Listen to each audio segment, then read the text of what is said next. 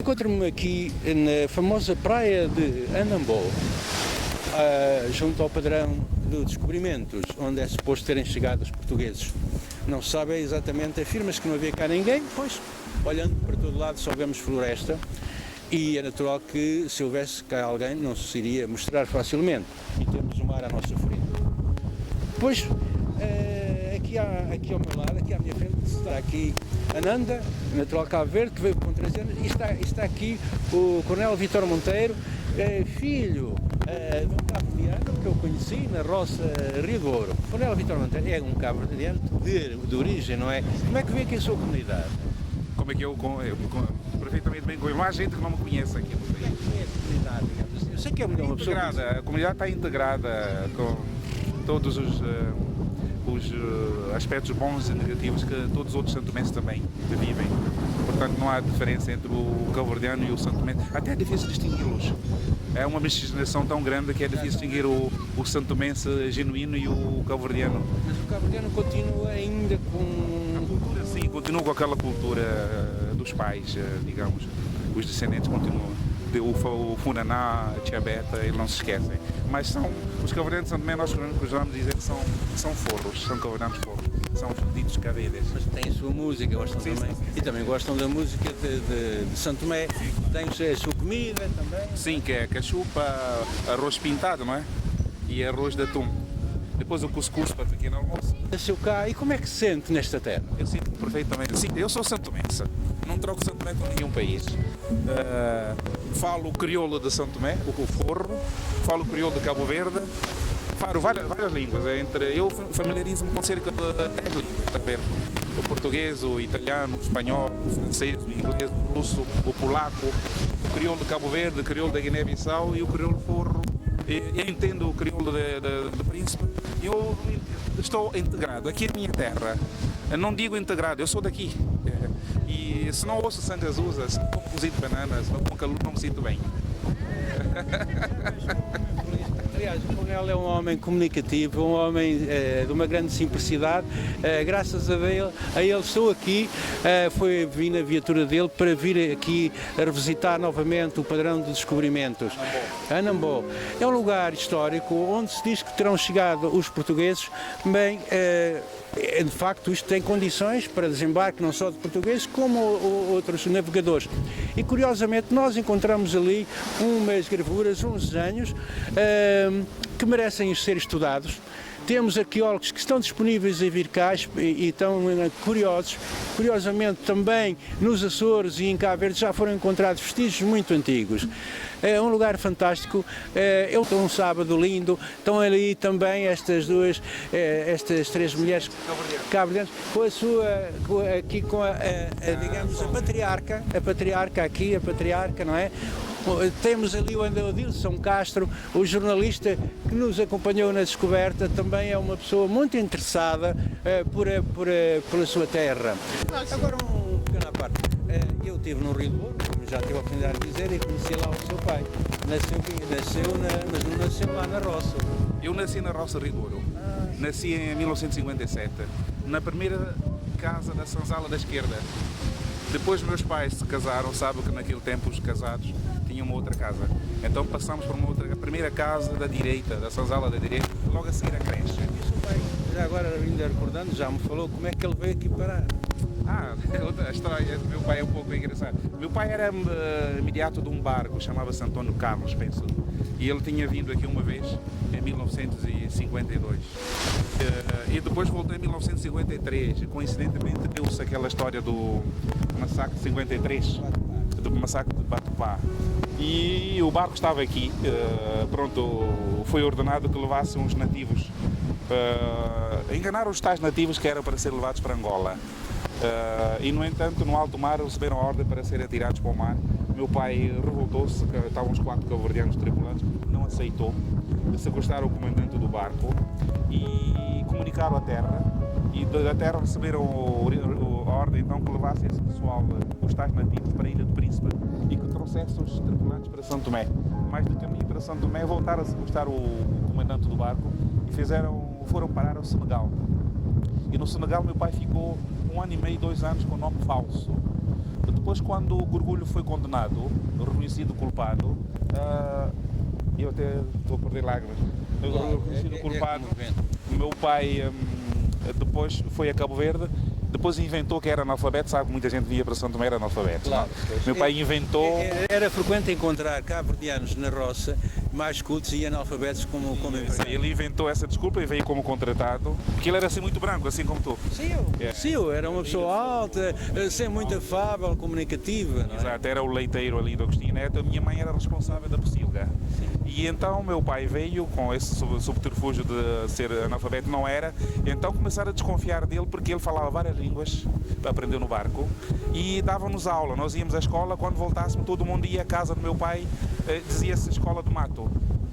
Aprender a ler, escrever, aritmética com ele, começaram a desconfiar que o meu pai não fosse analfabeto. Então ali descobriram que ele era o tal imediato que havia sequestrado o comandante e quiseram criar problema a ele, graças ao Dr. Botica, eu não me esqueço, e a doutora Julieta Graça. Lá o salvaram de... Sim. Mas ele ainda chegou a estar no Tarrafal. Sim, exato. Ele foi quando depois ele foi descoberto que era ele o tal indivíduo, o tal imediato do barco. Mandaram-no como não por político, ele não era político, por causa daquele atrevimento, puseram-no preso na cadeia de Tarrafal. Conta dos... Sim, então ele era o cantoneiro, o chefe da cantoneira, faziam estrada, assim, de castigo, ele fazia estrada de calçada. Passou um mau bocado. Aliás, eu tive a oportunidade de fazer uma investigação sobre o António Cardoso, o barco, o tal famoso barco Cardoso, e disse muito mal do comandante, nessa investigação que eu fiz no Ministério dos Negócios Estrangeiros, e disse mesmo, exatamente, e disse mesmo... Da Guiné-Bissau, que estiveram a Tarrafal, eu não sei, acho que eram 80 que deviam vir a Guiné-Bissau e só chegaram, parece-me, 50, o que é um número muito reduzido. Os outros não sabem que fim foi feito. Já tinham passado, portanto há pessoas que têm dúvidas, eu já entrevistei várias pessoas familiares que foram embarcados forçadamente para o Príncipe e só não foram lançados às águas ou aos tubarões porque houve não deixou e eu posso levar mais uma pessoa ainda. O doutor... Sim. Como é que ele se chama?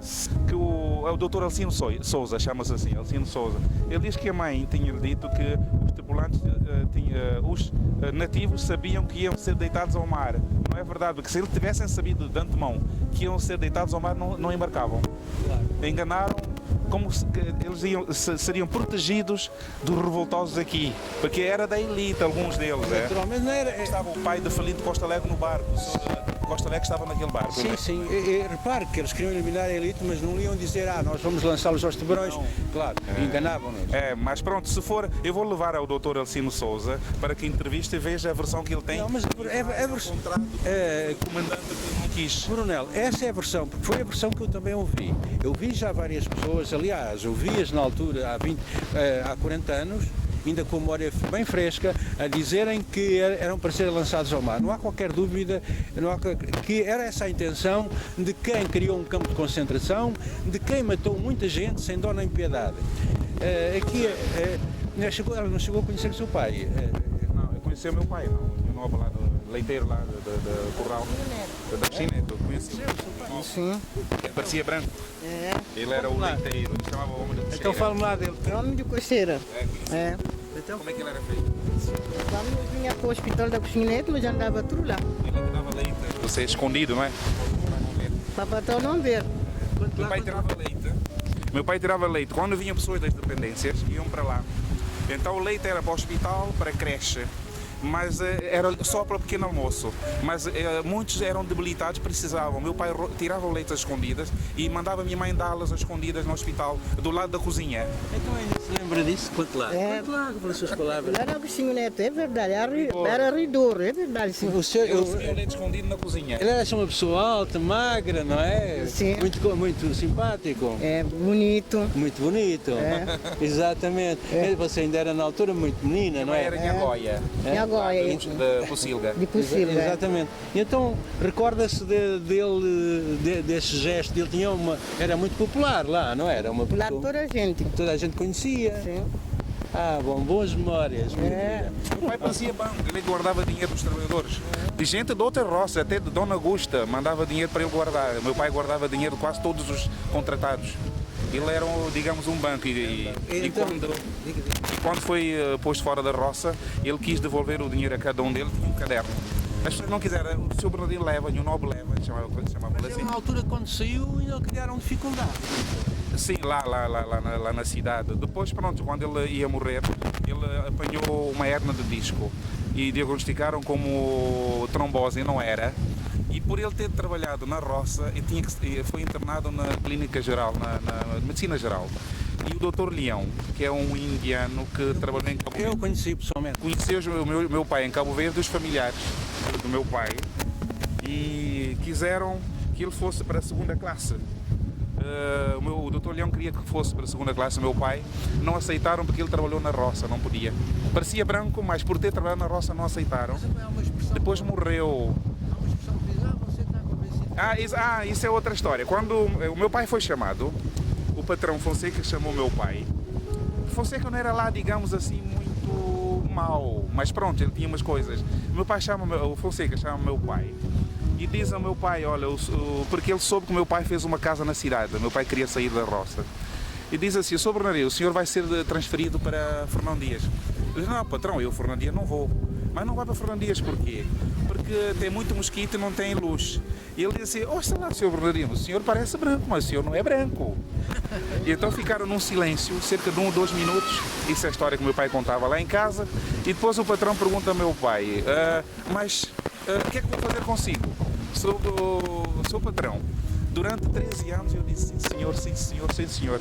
Se hoje disse não senhor, ponha-me fora da roça. É isso que vou fazer. É mesmo isso. O senhor a partir deste momento está fora da roça. Ele diz, mas quero só de momento 2 coisas. Eu quero pedir 2 coisas ao patrão. E o patrão pergunta o que é que queria. Queria uma caminhoneta para levar as suas bagagens para a cidade e para levar os animais, diziam Limares, não? Para Guadalupe, diziam Vila, para serem vendidos lá. E o patrão disse, eu sei que o senhor fez um sobrado na cidade, por isso é que quer ir à cidade. E então pronto, ele dizia, bom, o caminhão para levar a bagagem para a cidade, dou, mas os animais não vão ser vendidos na vila, eu vou comprar os animais todos. E ele comprou, entre perus, pato, galinha, cabrito, tudo, fez uma média de 23 escudos cada. E o meu pai vendeu tudo para ele e fomos para a roça. E com o dinheiro, porque era muita quantidade de animais que o meu pai tinha, com aquele dinheiro e algum dinheiro que ele trouxe do trabalho que ele fazia no barco, ele queria comprar a roça Santarém Cantanhedes. E não deixaram. Não deixaram o meu pai comprar a roça. Sim, porque o meu pai, é o sonho dele, quando esteve preso, conheceu minha mãe lá na cadeia. Minha mãe dava água aos presos. Ele cortejou a minha mãe lá e prometeu que viria a São Tomé porque ele conheceu um país onde se metesse um pau de mandioca. 3 meses depois, tirava-se a mandioca grande. Então ele queria em São Tomé ter ou uma roça ou uma loja. Uma roça não deixaram. E ele fez a casa acima e baixo, um sobrado, para que a rede de chão fosse loja. Mas não aceitaram, dizendo que lá é pé do hospital, que é o pé do bloco operatório.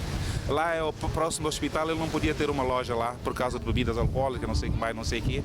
E, inclusive, não deixaram pôr luz elétrica. Meu pai só autorizaram a luz elétrica depois da independência. Quiseram castigar o meu pai. Fez de tudo, não deixaram. Ele morreu com 63 anos de idade, em 1971. Sim. Tudo que ele tentava fazer não deixavam.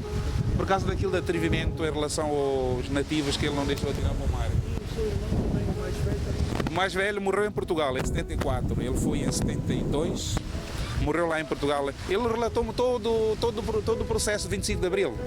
Ele escreveu uma carta a explicar como é que foi. Eu lembro.